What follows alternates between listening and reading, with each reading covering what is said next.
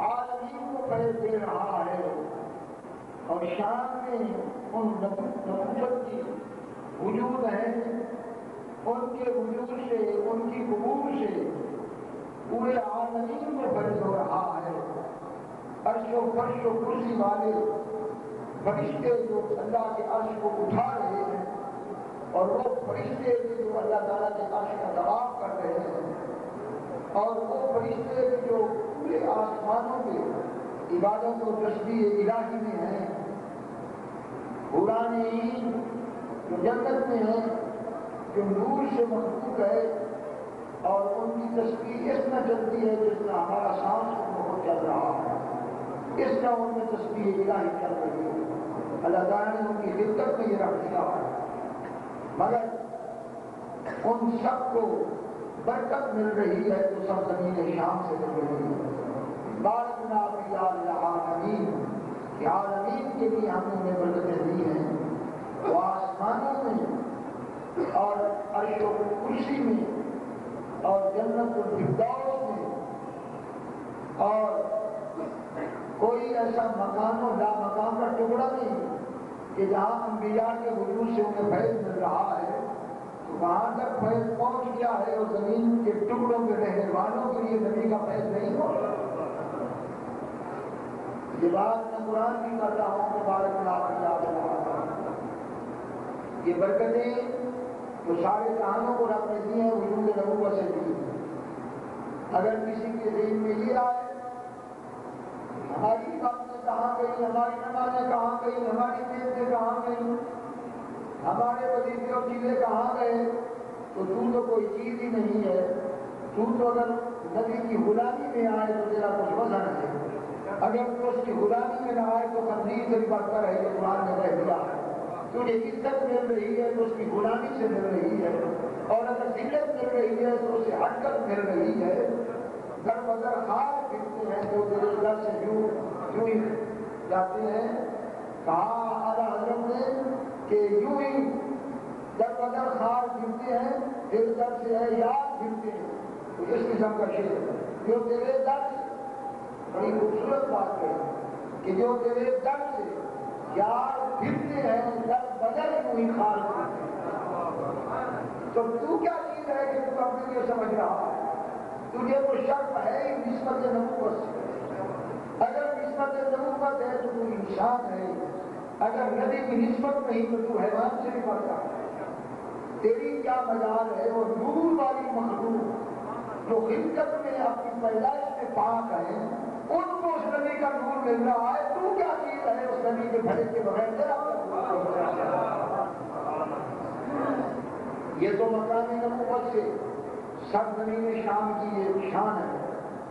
اور حضور صلی اللہ علیہ وسلم ارشاد فرماتے ہیں کہ خمسمائہ یا امتی خمسمائہ، کہ ہر زمانے میں قیامت تک میری امت میں 500 پوری امت میں سب سے بہتر رہے گے، اور وہ 500 کے 500 سب زمین شام ہے۔ قلوبہم علی قلب ابراہیم خلیل الرحمن، اور وہ جو میرے 500 امت میں اولیاء میں بھی اونچی شان والے ہیں، ان میں سے ہر ایک کا دل اتنا رحیم کریم اور نرم ہوگا جس طرح حضرت ابراہیم خلیل اللہ کا دل ہے، اس طرح ان کے دل میں۔ سرکار نے فرمایا کہ ان کی ایک ظاہری علامت کیا ہے؟ فرمایا انتہائی اخلاق کریمانہ کے مالک ہیں، اور ان کی شان یہ ہے کہ یعفون عمن ظلمہم، جو ان پر ظلم کرے گا اسے معاف کریں گے، ویحسنون الی من اساء الیہم، جو ان کے ساتھ برائی کرے گا اسے وہ احسان کریں گے، ویصلون من یکفرون لہم، جو ان سے قطع رحمی کرے گا اسے وصلہ رحمی کریں گے۔ وہ اخلاق محمدیہ سے متصل ہیں، ان کے قلوب حضرت ابراہیم خلیل اللہ پہ ہوں گے، اور ان کے قلب کی حالت یہ ہوگی کہ وہ سراپا کرم ہی کرم ہوں گے، رحیم ہی رحیم، کیونکہ یہ صرف ابراہیم علیہ السلام پر قول قرآن ہے۔ جس سے پتہ چلتا ہے کہ حضرت ابراہیم علیہ السلام پر کس قدر اللہ کی رحمت کا نزول ہوا۔ آپ فرماتے ہیں کہ فمن تبعنی فإنہ منی، اے اللہ جس نے میری پیروی کی وہ تو ہے ہی مجھ سے، وہ تو میرا۔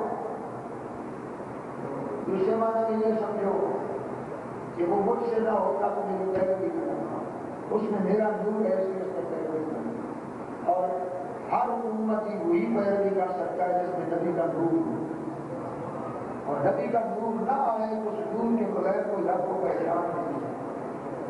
تو جب بھی کوئی نبی کا امتی ہوتا ہے تو اس کا کمال نہیں، کیونکہ نور ایمان اس نبوت کے نور کی کرن ہوتی ہے جو اس کے سینے میں اترتی ہے، اور اس نور کی روشنی میں اسے پردے اٹھ جاتے ہیں، وہ توحید الہی کو بھی سمجھ جاتا ہے اور فرشتوں کو بھی سمجھ جاتا ہے، اس کے بغیر ایمان ہے۔ فما فمن تبعنی فإنہ منی، جس نے میری پیروی کی وہ تو مجھ سے، وہ تو مجھ سے جدا ہی نہیں ہے، وہ مجھ سے۔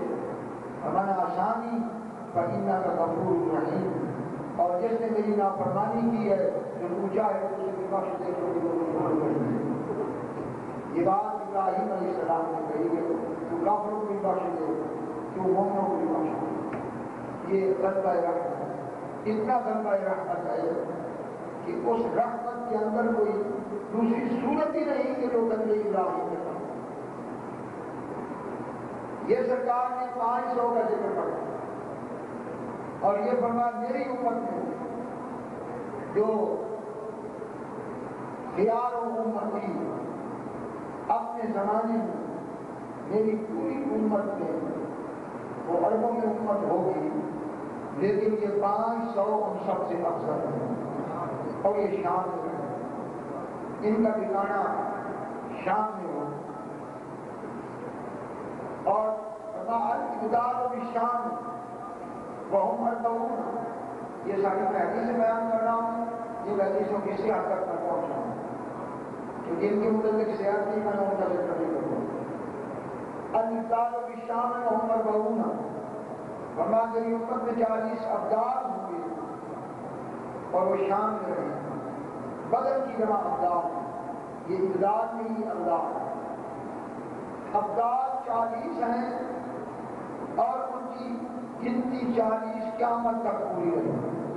اذا مات واحد منهم ابدل اللہ مکانہ آخر، ان میں جب ایک بھی کوئی فوت ہوگا تو اس کے جنازے سے پہلے اللہ 40 کی گنتی پوری کرے، اس لیے کہ ان کو ابدال کیوں کہتے ہیں؟ یہ بدر کی جمع ابدال، اور ان کو ابدال اس لیے کہتے ہیں کہ ہر ایک اپنے کئی وجود بنا کر مختلف شہروں کی حفاظت کرتے ہیں، تو بدل سے ابدال ہے، وجود ایک ہے لیکن سینکڑوں وجود اسی طرح مثالی بنا کر پوری قوت و صفات کے ساتھ مختلف شہروں میں ڈیوٹی دیتے ہیں، اور پوری روئے زمین کی نگرانی اور حفاظت ان 40 ابدال سے۔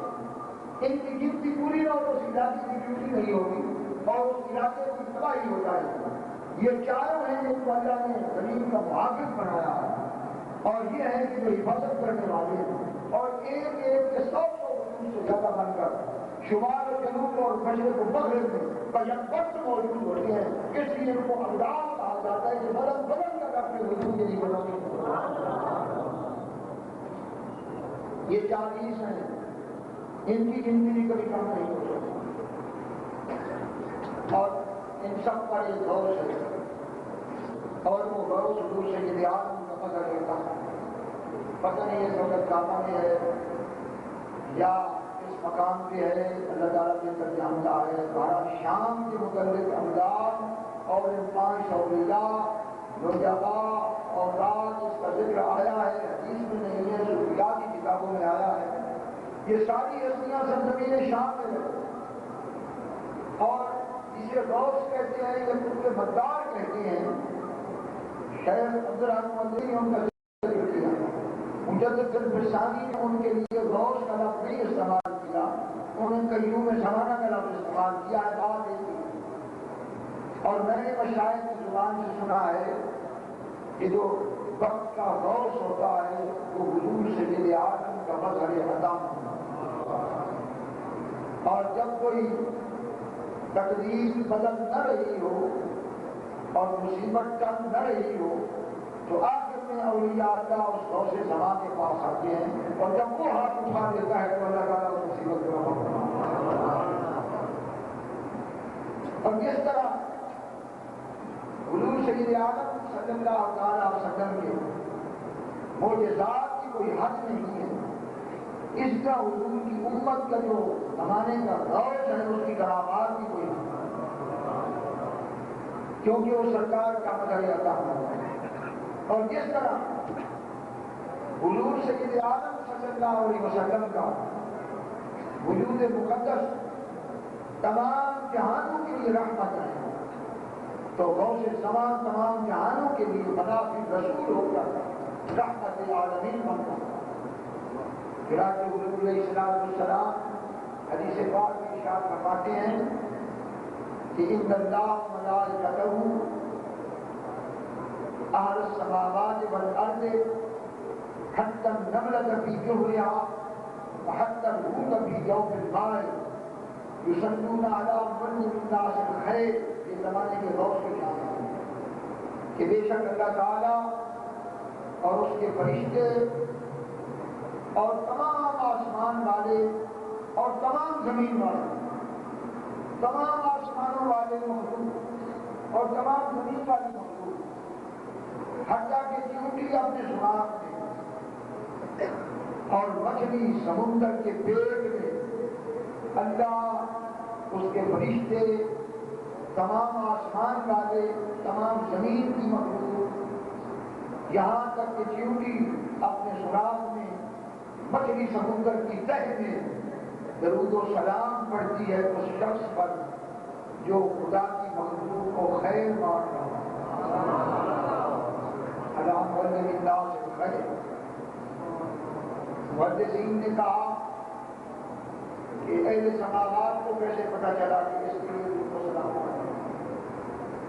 سمندر کے اندر مچھلی ہے، اسے کیسے پتہ چلا کہ یہ خیر بانٹ رہا ہے؟ چیونٹی کو کیسے پتا چلا؟ وہ تو سوراخ کے اندر پڑی ہوئی ہے کہ بڑا خیر بانٹ رہا۔ ایسے حدیث پڑھ کر ترجمہ کر لینا اور اس پہ غور نہ کرنا یہ کوئی عقل مندی تو نہیں ہے بھائی۔ تمام آسمان والے، تمام زمین والے، تمام سمندر کی مخلوق، تمام زیر زمین مخلوق کیوں اس کے اوپر درود و سلام پڑھ لیے؟ انہیں کیسے پتا چلا کہ یہ ہے جو خیر بانٹ رہا ہے؟ کوئی ہے بھیا ابلاغ چیونٹیوں تک پیغام کو پہنچائے؟ سمندر کی تہ میں مخلوق، تمام مخلوق سے زیادہ سمندر کی مخلوق ہے، ان کی تعداد زیادہ ہے۔ نیچے سمندر کی تہ تک، سوراخوں تک، اوپر عرش تک، تمام فرشتوں تک یہ بات کیسے پہنچ گئی؟ تو محدثین نے کہا کہ ایسے پہنچ گئی کہ آسمانوں زمینوں میں کوئی ذرہ کائنات ایسا نہیں جسے حضور کی امت کے ولی کے وجود سے خیر نہ مل رہا۔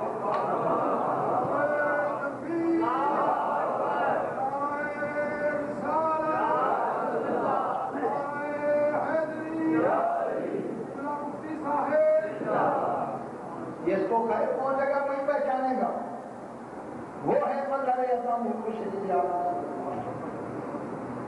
جو حضور کا کامل مظہر ہے۔ اور جب وہ حضور کی اتباع کے اندر مقبول و محبوب ہو جاتا ہے تو اس کا وجود عالمین کے لیے رحمت بن جاتا ہے۔ وہ بارکنا فی العالمین ہے کہ ہم نے چاہے جہانوں کو برکت دی ہے شان کے انبیاء کے وجود سے، اور حضور کی شان رحمت للعالمین ہے۔ حضور کی امت کا ولی بھی جہانوں کے لیے رحمت ہے، اور رحمت اور برکت میں کیا فرق ہے؟ رحمت ہے مردہ کو حیات دینا، جس کی زندگی نہیں اسے زندگی ملے وہ رحمت ہے، اور زندگی ملنے کے بعد جو اضافہ ہو اسے برکت ہے۔ کہ وجعلنا من الماء كل شيء حي، ہم نے پانی سے ہر چیز کو حیات دی۔ کیسے حیات دی؟ کہ یہی پانی برستا ہے تو مردہ زمین کو زندہ کر دیتے ہیں، اسی پانی سے ہر چیز کی حیات۔ اور پانی کو قرآن کی رحمت کا فانظر الی آثار رحمت اللہ کیف یحیی الارض بعد موتها، دیکھ اس بارش کو کہ جب برستی ہے تو اس کے آثار کو دیکھ، کس طرح ہم اس بارش کے ذریعے مردہ زمین کو زندہ کرتے ہیں۔ تو جو کسی کے وجود کا سبب بنے وہ رحمت ہے، اور جو کسی کے وجود کے بعد اس کے آثار اور منفعت حاصل کرنے کا سبب بنے وہ برکت ہے۔ برکت تو تب آئے گی پہلے حیات ہوگی، حیات نہیں ہوگی تو برکت کہاں سے ہوگی؟ تو ساری کائنات کی حیات وجود مصطفیٰ سے ہے اور برکت غلام مصطفیٰ۔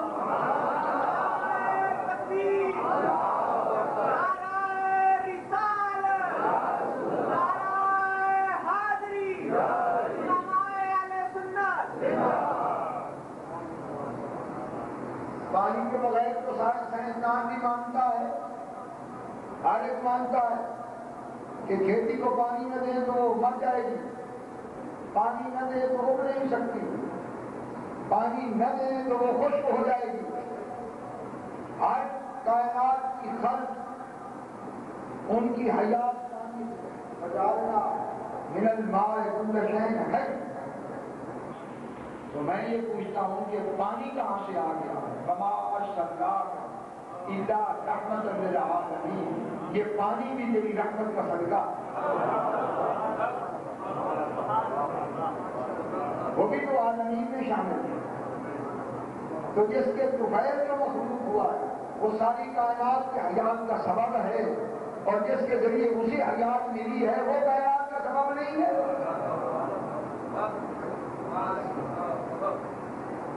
اس لیے یہ مسئلہ قرآن و حدیث سے ہے کہ وجود نبوت سے برکتیں ہیں۔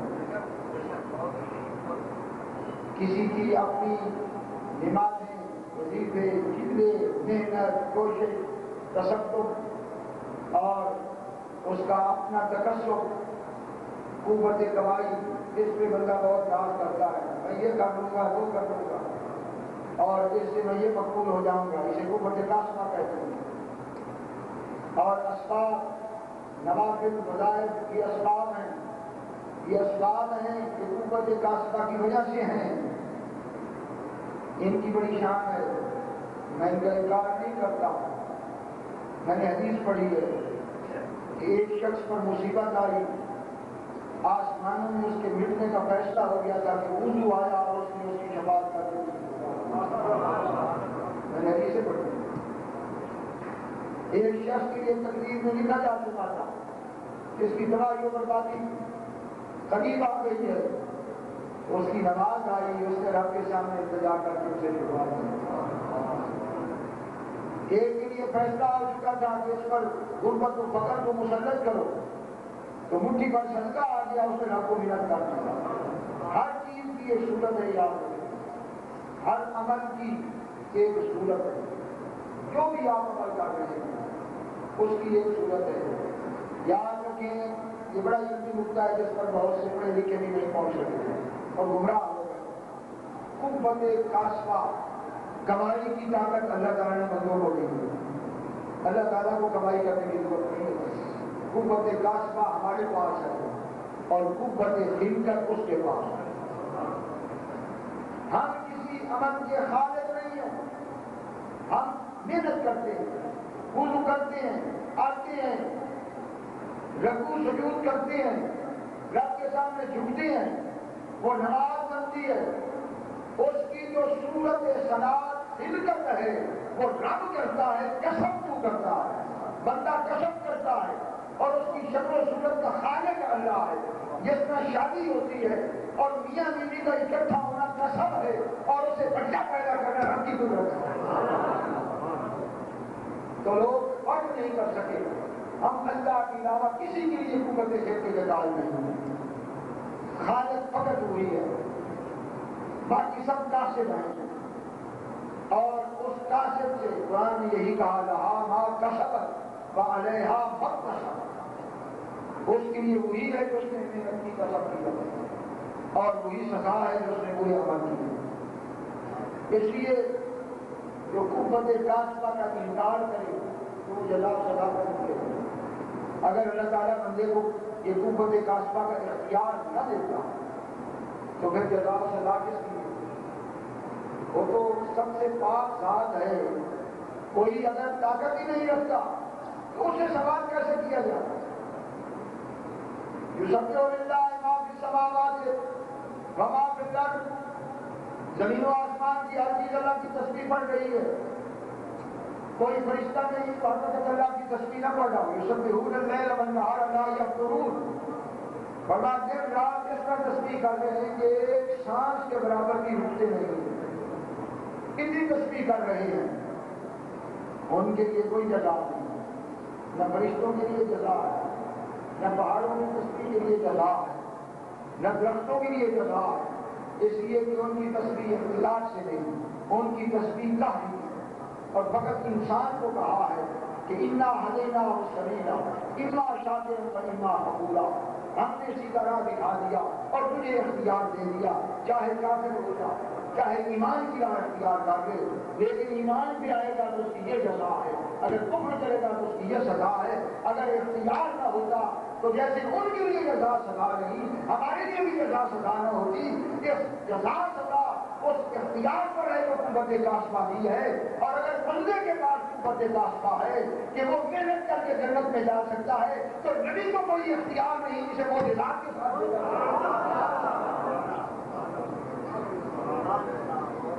اگر یہ علمی بات ہے تو عام لوگوں کے ذہن سے اوپر ہے، لیکن یہ بات ضرور ہے کہ قوت کسب اللہ تعالیٰ نے انسانوں کو دی ہے، اور ہمارا عقیدہ یہ ہے کہ ہر چیز کی صورت کا خالق ہو، اور اس کی صورت آپ دیکھیں گے جب آپ قبر میں جائیں گے تو ہر عمل شکل لگا کر آپ کے پاس آتا ہے۔ نماز حسین ترین صورت میں سامنے آتا ہے، روزہ حسین ترین صورت میں تیرے پاس آتا ہے، صدقہ حسین ترین صورت میں آتا ہے، اور صحیح حدیث میں ہے چاروں طرف سے وہ اس کو گھیر رہی ہے، اور ادھر سے کھڑکی جہنم کی کھولے گی وہ آگے سے آتا ہے، نماز سے ہی رک جا آئے گی، ادھر سے صدقہ کر کر رک جا، ادھر سے روزہ کر کر رک جا، ادھر سے قرآن آ جائے گا وہ کہے گا رک جا۔ جس طرح مرغی اپنے بچوں کو پروں کے نیچے کسی موذی جانور سے بچانے کے لیے پناہ میں لے لیتی ہے، اسی طرح سورہ الف لام میم سجدہ جو 21ویں پارے کی ہے اپنے تلاوت کرنے والے کو قبر میں آگ سے اس طرح بچا لے گی جس طرح مرغی اپنے بچوں کو پروں میں، اور اسی طرح سورہ سرکار نالا ید منجی یدو سنجی صاحبہ من عذاب القبر، اور یہی ہے جو قبر کے عذاب سے نجات دینے والا ہے، اور جو اس کی تلاوت کرنے والا اسے عذاب قبر سے نجات دینے والا ہے۔ حسین ترین صورت، اور جس کا کسی کی بہت اچھی کمپنی ہو تو اسے وقت گزرنے میں پتہ نہیں چلتا۔ اچھے دوست جس دن مل جائیں تو یادگار ہوتا ہے کہ نہیں ہوتا ہے، اور بندہ کہتا ہے کہ یاد پتہ نہیں یہ گھڑیاں کہاں پائیں گی، آج وقت گزرا ہے پتہ ہی نہیں چلا، پتہ چلتا ہے اچھے دوستوں میں تو اس سے اچھے دوست یہ الباقیات الصالحات تو خیر عند ربک ثوابا، وہ اس سے بھی اچھے دوست ہیں۔ حسین ترین صورت، چمکتی ہوئی صورت، جن کو دیکھ کر اسے قیامت کی گھڑی کا پتہ ہی نہیں چلتا وہ کیسے آ گئی۔ یہ ہر عمل کی ایک صورت ہے، ہر عمل اس لیے مخلوق ہے۔ اللہ تعالیٰ قرآن کریم میں سورہ صافات میں ارشاد فرماتا ہے کہ واللہ خلقکم وما تعملون، یہ رس قطعی ہے جو اپنے مضمون کی طرح ہے، شریف دلالت کر رہی ہے۔ اللہ تعالیٰ فرماتا ہے واللہ خلقکم، اللہ تعالیٰ نے تمہیں پیدا کیا، وما تعملون، اور جو تم عمل کر رہے ہو ان کو بھی اللہ نے پیدا کیا۔ یعنی جس طرح تم اللہ تعالیٰ کی مخلوق ہو اسی طرح تمہارا ہر عمل بھی اللہ کی مخلوق ہے. نماز مخلوق ہے، روزہ مخلوق ہے، حج مخلوق ہے، زکات مخلوق ہے، تیرا چھوٹے سے چھوٹا عمل مخلوق ہے. یہ قرآن نے تصدیق کی کہ جیسے تم مخلوق ہو، وما تعملون، جو تم عمل کر رہے ہو وہ بھی مخلوق ہے. بندہ صرف کاسب ہے، سمجھو اس بات. بندہ صرف کاسب ہے اور اس کے عمل کا خالق اللہ. ہم بھی مخلوق، ہمارے عمل بھی مخلوق. تو آؤ قرآن سے بات میں نہیں بتاؤں گا، اگر دلائل سے کوئی نہیں مانتا تو اس ایت میں ہوگا کہ پوری مخلوق میں بتاؤ سب سے اعلیٰ مخلوق کون ہے؟ بعد از خدا بزرگ دوئی یہ سب امت کے کسی گروہ کا اس میں اختلاف ہے، کسی فرقے کا کہ مخلوق میں حضور سے اعلیٰ کوئی مخلوق ہے. کہ سب سے اعلیٰ مخلوق ذات عالم صلی اللہ علیہ وسلم. انا اکرم الخلق الی اللہ ولا فخر.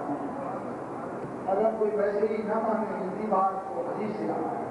سرکار فرماتے ہیں انا اکرم الخلق الی اللہ، کہ جتنی اللہ کی مخلوق ہے ساری مخلوق میں سب سے زیادہ اپنے رب کے ہاں عزیز اور محبوب میں.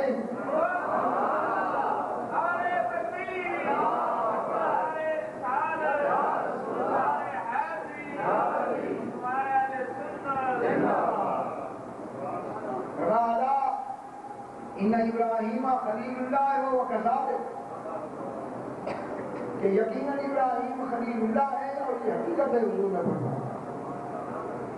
وعیسیٰ روح اللہ ہے وکلمۃہ وہ کذالک، اور عیسیٰ علیہ السلام اللہ کا کلمہ ہے اور اللہ کی طرف سے روح ہے اور یہ حقیقت ہے پڑھا.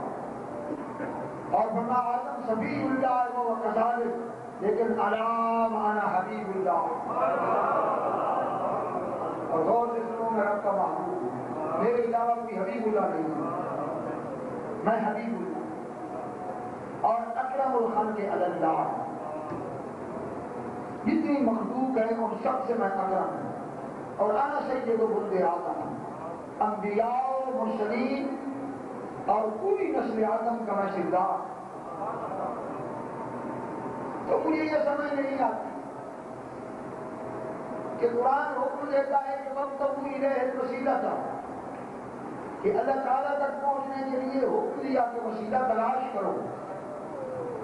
اور کچھ مسلمان اس پہ رک گئے کہ وسیلے سے مراد ایک اعمال ہے کہ حضور کی اطاعت کرو، حکم مانو، نماز پڑھو، زکات دو، صدقہ کرو، اچھے اخلاق سے پیش آؤ. تو ان کی سوئی اتنی جلدی لٹک کیوں گئی اسی مضمون پر؟ یہ ساری مخلوق تو کم تر ہے اور ان سے بدتر مخلوق ذات اقدس ہے. اگر تیری یہ مخلوق اعمال جو حضور سے رتبے میں کم ہے، کل قیامت کے دن یہ کم مخلوق تیری شفاعت کا ذریعہ بن سکتی ہے، تو جو اعلیٰ مخلوق ہے وہ وسیلہ کم ہے.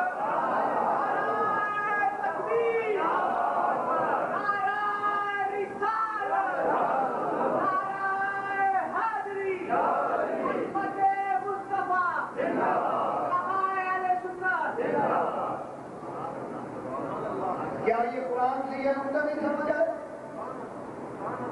ہر چیز مخلوق ہے. اس مخلوق قیامت کے دن اپنی بخشش کا ذریعہ سمجھ رہا ہے. وہ مخلوق حضور سے کم ہے. جتنا ہی عادت کو عمل کر لے یہ ذریعہ ڈھونڈ لے. ہم نہیں کہتے کہ وسیلہ، اس وسیلے پہ الف لام ہے. رب نے کہا ہر وہ وسیلہ میرے دربار میں پکڑو جو میرے قرب کا ذریعہ بن سکتا ہے. ان طریقوں کو وسیلہ بنا رہے ہو جو خدا کے محبوب کے قدموں کے طریقے ہیں، اور ذات اقدس کو وسیلہ نہیں بنا رہے ہو کہ جس کے قدم جس مٹی پہ لگ گئے ہیں اس مٹی کی رب قسمیں اٹھا رہا ہے اور وہاں جو سجدہ کرتا ہے اسے ایک لاکھ کا ثواب مل رہا ہے. جہاں قدم لگ جائے اس مٹی کا یہ مقام ہے، اس ذات کا مقام نہیں جس کے قدموں کے تلنے سے ساری کائنات کو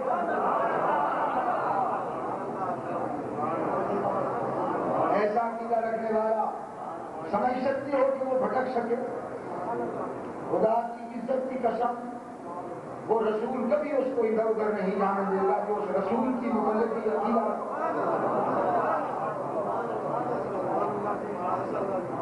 وہ کبھی اسے بھٹکنے نہیں دیں گے۔ وہ اتنا لجپال رسول ہے اور اتنا کریم رسول ہے کہ وہ رب کی صفات کا مظہر کامل ہے۔ رب نے کہا میں نے کسی کو اپنے نام نہیں دیے لیکن تو مجھے اتنا پیارا ہے کہ میں نے تجھے اپنے نام دے دیے ہیں وبالمؤمنین رؤوف الرحیم، کہ ایمان والوں کے لیے رؤوف الرحیم ہے۔ رؤوف الرحیم تو رب کا نام ہے، کوئی ہے کہ اپنا نام کسی کو دے دو؟ رب نے اتنی شان بخشی ہے کہ اپنا نام دے دیا ہے کہ تو رؤوف الرحیم ہے ایمان والوں کے ساتھ۔ جو اتنی شانوں والا ہو، اتنا لجپال ہو اور رب کی صفات کا مظہر کامل ہو، تو عاجز بندے اس سے عقیدت رکھے تو وہ قریب ہو کر ان کو نہ سنبھالے۔ میں نے تو صحیح حدیث صاحب کو سناتا ہوں، جب میں سناتا ہوں کہ سرکار فرماتے ہیں کہ اللہ نے قیامت کے دن نور کے ممبر لگایا انبیاء کے لیے اور میرے لیے بھی ممبر لگایا، تو سب نبی اپنے ممبروں پہ بیٹھ کے مگر میں کھڑا رہا۔ تو میرے رب نے مجھے پوچھا کہ محبوب آپ نہیں بیٹھے، ان کو تو شانیں دی ہیں تیری وجہ سے، یہ تو سارے طفیلی ہیں تیرے اور تیری وجہ سے ان کو شانیں دی ہیں، اور یہ آج نور کا ممبر لگایا یہ ان کی عزت کے لیے ہے کہ یہ تیرے غلام ہیں۔ تو حضور نے فرمایا یا اللہ میں کیسے بیٹھوں، میں یہاں بیٹھ جاؤں اور تیری امت پریشان رہے؟ اللہ نے فرمایا کہ تو کیا چاہتا ہے اپنی امت کے معاملے میں؟ آج کی میں یہ چاہتا ہوں کہ زیادہ کھڑے نہ ہوں، جلدی ان کا حساب۔ حضور فرماتے ہیں کہ اللہ نے حساب کرنا شروع کیا، اللہ نے فرمایا کہ معقول ہو گیا، پہلے تو میں اپنی رحمت کا مظاہرہ کرتا، تو رب نے بھر بھر کر دونوں ہاتھوں سے میرے غلاموں کو جنت میں ڈالا، وہ رب کی رحمت تھی۔ اس کے بعد میری باری آ گئی اور مجھے کہا سن توتا وشفا تشفا، جو تو مانگے گا میں عطا کروں گا، جس کی شفاعت کرے گا اسے بخشوں گا۔ میری باری آ گئی، فرمایا میں نے نہیں چھوڑا جس کے دل میں 700 کے برابر بھی ایمان تھا۔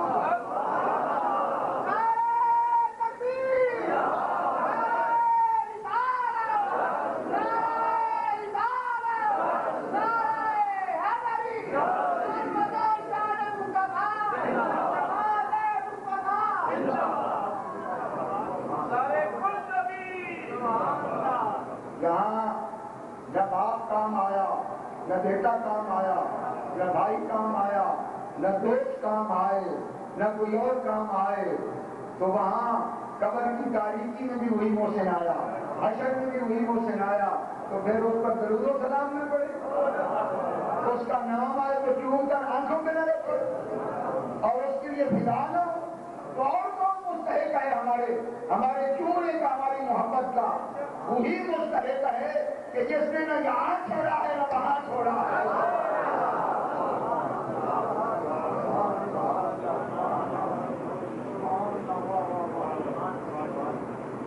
تو ادنا مخلوق کو وسیلہ بنا کر بیٹھا اور اعلیٰ مخلوق کی طرف تو جاتا نہیں۔ یہی غلطی تو حضرت ابلیس کو لگی تھی۔ اس لعنتی نے کہا میں نے عبادت بہت کی ہے اور عبادت کر کے اس نے سمجھا کہ میری نسل کوئی نہیں ہو سکتا اور اس نے اپنے عمل کو وسیلہ بنایا۔ اس نے نبی کو درمیان میں آنے کے لیے سوچا ہی نہیں، رب نے ہمیشہ کے لیے لعنتی کر دیا۔ اور 27 حدیث کی کتابوں میں ہے کہ آدم علیہ السلام نے رو رو کر حد کر دی مگر پیغام نہیں آیا، اور جب یہ کہا کہ اصل و کبھی حق محمد کہ میں محمد الرسول اللہ کا واسطہ پیش کرتا ہوں تو مجھے بخش دے، تو اللہ نے فرمایا آدم بخش دیا، لیکن یہ بتا تو نے اسے پہچانا کیسے ہے؟ کیسا عرفت ہوا مخلوق؟ ابھی تو اس کی حرکت ہی نہیں، انہیں پہچانا کیسے؟ وہ حدیث تو اپنی جگہ پر رہی ہے، لیکن میں اتنی بات عرض کرتا ہوں کہ ذرا نقطہ سمجھنے کی کوشش کرنا. یہ ابو البشر ہیں، حضرت آدم ہیں، اور یہ انبیاء کے باپ ہیں، اور ان کو رب نے کہا کہ وَعَلَّمَ آدَمَ الْأَسْمَاءَ كُلَّهَا، تمام موجودات کے نام استعمال ان کے خطاط کرنے کے لیے نہ جبریل کا علم وہاں پہنچا، نہ میکائیل کا علم پہنچا، نہ ابلیس لعنتی کا علم وہاں پہنچا. جہاں جتنا علم ہے اور رو رو کر انتہا کر دی، 80 سال ایک ہی جگہ بیٹھ کر روتے رہے، اتنے آنسو گرے کہ جو گھاس ہوئی وہ سب سے اوپر چلی گئی. حضرت کعبہ کا طواف کرتے ہوئے اتنے روئے کہ جو آنسو آئے اس سے طواف میں پانی کا سیلاب آ گیا. اتنی محنت، اتنا رونا، اتنی توبہ، اس پہ جواب نہیں آیا، اور جواب آیا تو نام محمد کے وسیلے تاکہ قیامت تک مخلوق کو پتہ چل جائے کہ تمہارے عمل وہ مخلوق نہیں تو میرے یار کا نام.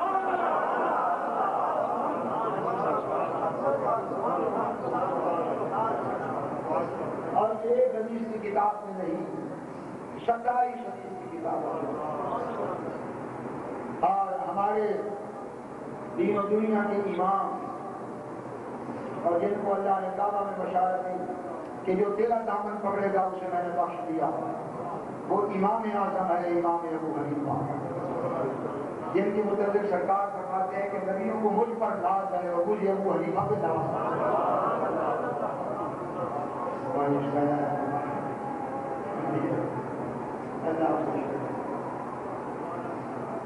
وہ امام اعظم اپنے قصیدہ میں فرماتے ہیں یا سید السادات جئتک قاصدا ارجو رضاک واحتمی بحماک. فرماتے ہیں تمام رسولوں کے سردار، میں قصد کر کے تیری قبر انور کی زیارت کے لیے آ رہا ہوں تاکہ یہ وسوسہ نکل جائے. جو لوگ یہ کہتے پھر رہے ہیں کہ قبر انور کی زیارت کے قصد کرنے سے یہ ہو جائے گا، وہ ہو جائے گا، جہنم میں جائے تیرا حج اور جہنم میں جائے تیری عبادتیں. جن کے صدقے سے اللہ نے نبیوں کو مقام بخشا ہے، اس کی زیارت کے لیے جاتے ہوئے تیرا حج جاتا ہے تو جہنم میں جائے تیرا حج. کروڑوں حج اکٹھے ہو جائیں تو اس کے بچ نہیں ہو سکتے جو نبی کی گلی میں رہنے والا.